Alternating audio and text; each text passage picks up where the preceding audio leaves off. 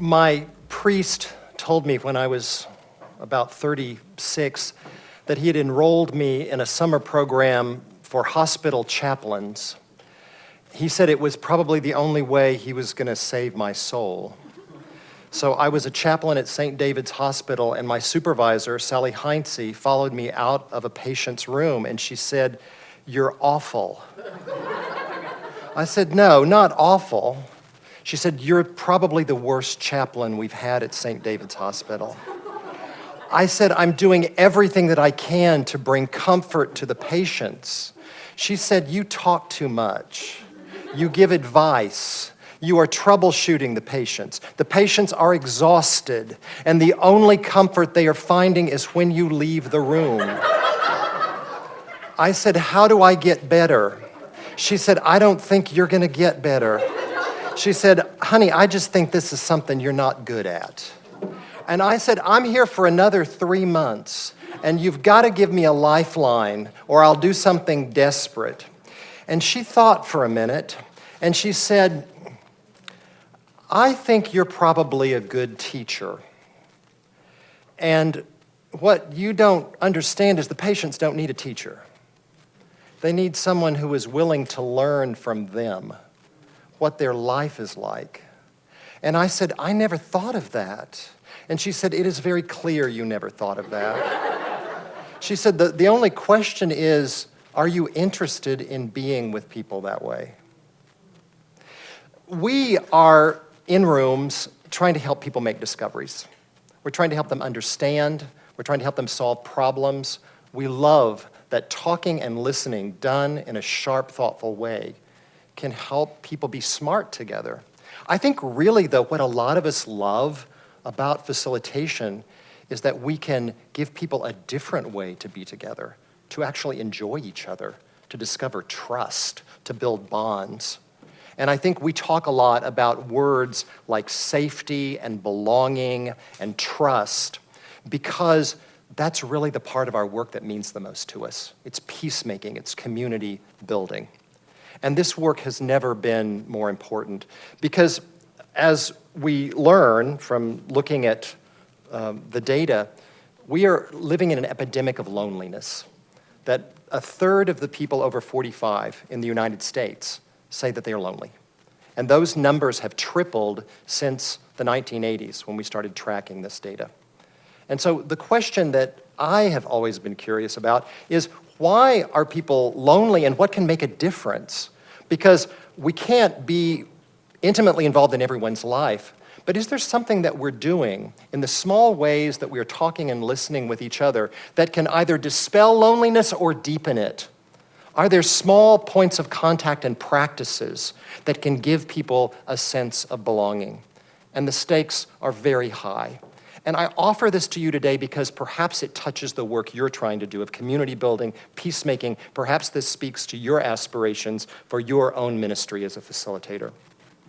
When we think about loneliness, this is now a large medical issue because it's a big mental health concern. And Dr. Minnie Kalan and I were talking about this a couple of years ago and asking, could small targeted interventions make a difference in people's experience of loneliness? And she had a team at the Dell Medical School, and we worked together to create a study. And the idea was perhaps we could call people, a phone call, a short one, ever so often, and is there a chance that this might make a difference in people's experience of loneliness and actually their mental health? And so we recruited a group of people aged 20 to 90 who were clients of Meals on Wheels around the state, and we got them to agree to get a phone call a week for 4 weeks. They could choose how long to talk, they could choose what the subject was, and they were going to participate in this study with us.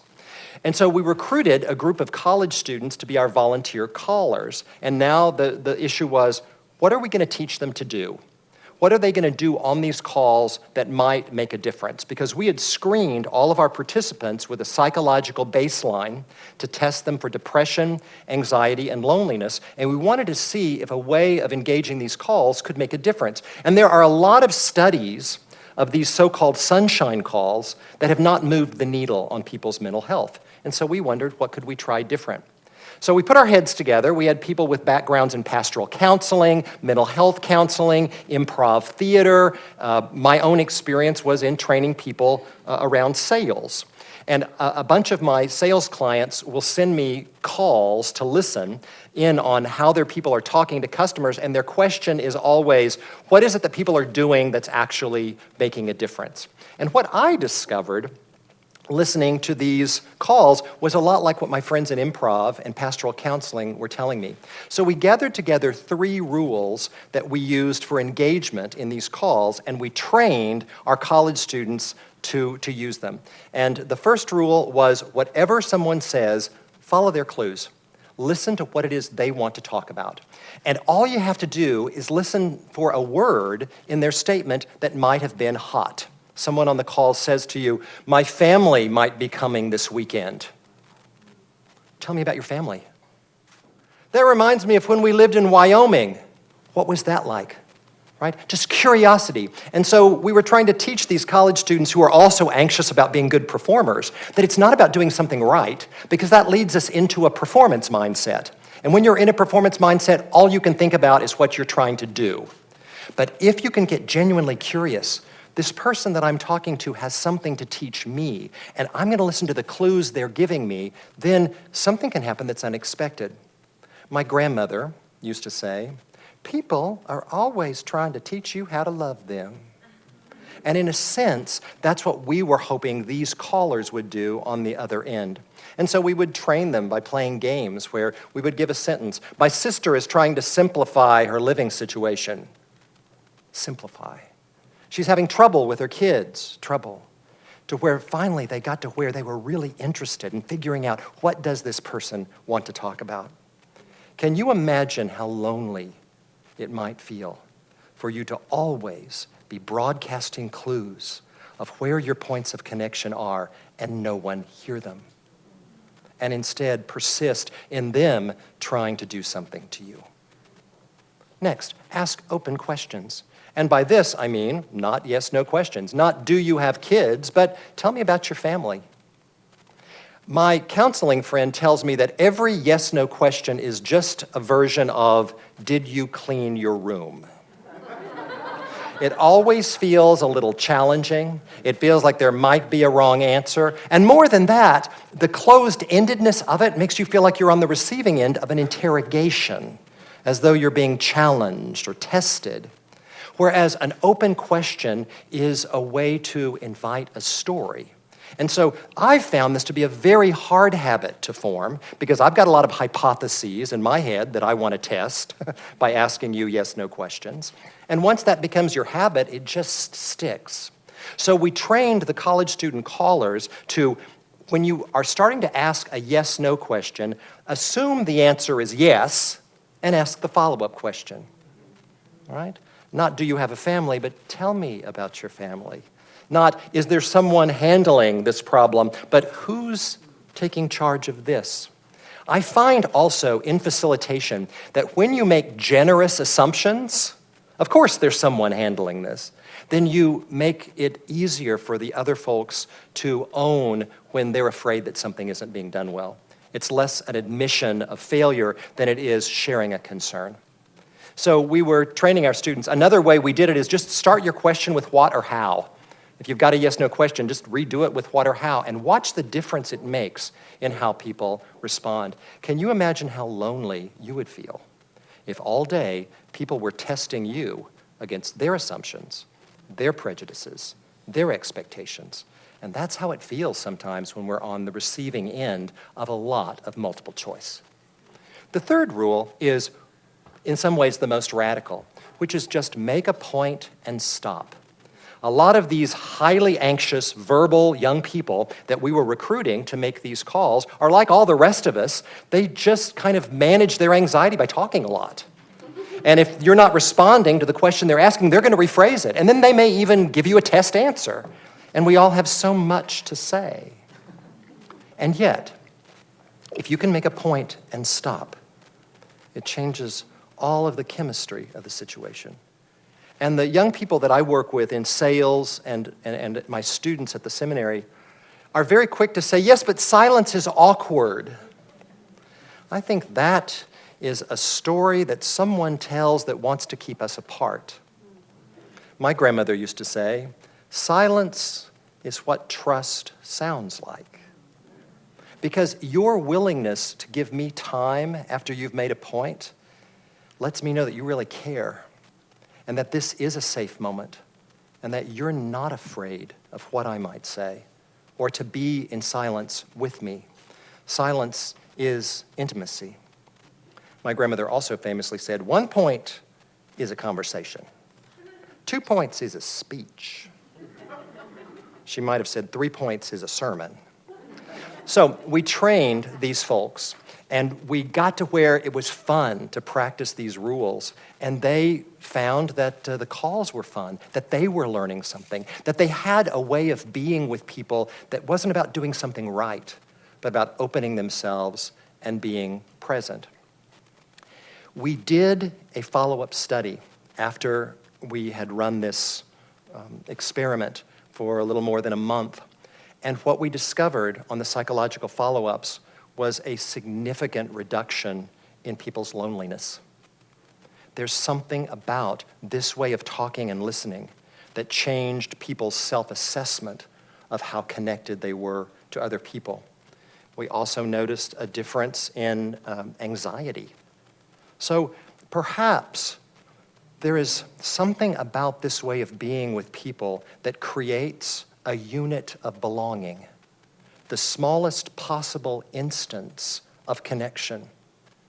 For those of us who are trying to make a difference in the world by going around picking up litter that we find by the street, and you know who you are, or all the other little things we're doing that aren't by themselves going to save us from impending crisis, but are our way of hopefully engaging things for the sake of trying to make a difference, this is a way of loving people with micro-affections, with small offers of belonging.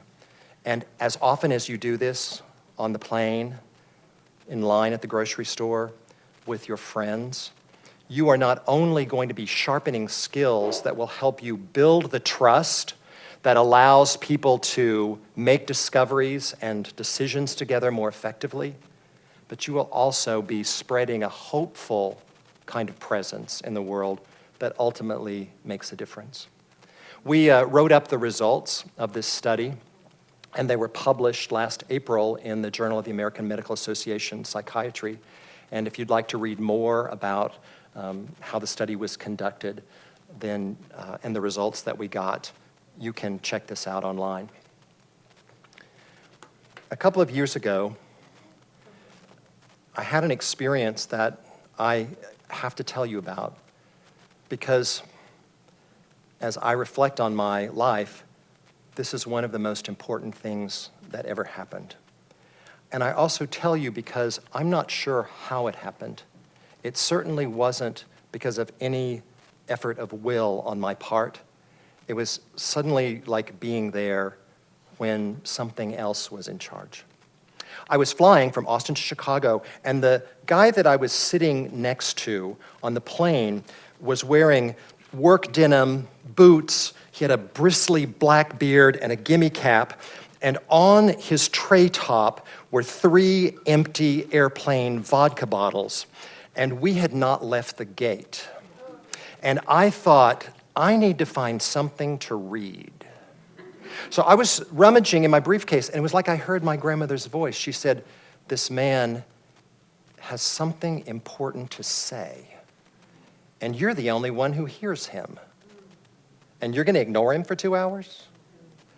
And I dropped my magazine, and I thought, I don't know what to do.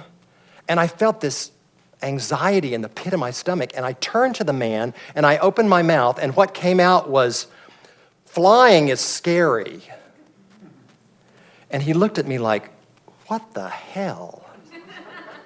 And then he looked at me like, "Who are you?" And then he looked down at his lap and he said, "Yeah." I said, "What are you scared of?" And he said, "I'm scared that my kids are growing up without me." I said, "Tell me about your kids." has a daughter who's 9 who dances, a boy who's 7 who plays baseball, and a baby who bangs on pots in the kitchen. I said, "You love your children." He said, "My dad left home when I was 10, and I don't want that to happen to them." And I said, "Why would that happen?" And he said, "I go to North Dakota for 2 weeks at a time, and I think my wife has met someone else." I said, "I'm sorry." He said, "Oil is a dirty business." I said, "Dirty?" He said, "Yeah, my boss, he's cheating us." He told me about how the paychecks didn't add up. And I said, "That is really rough." And he said, "Yeah, it's a dirty business." And then he talked for a while, and a lot started coming out. And I started to feel this feeling of joy that this person was trusting me with something that was obviously very precious. And finally, about an hour into the conversation, he pulled himself up to his full height, turned on me, and said, "I don't believe in global warming." And I said, "No, you don't."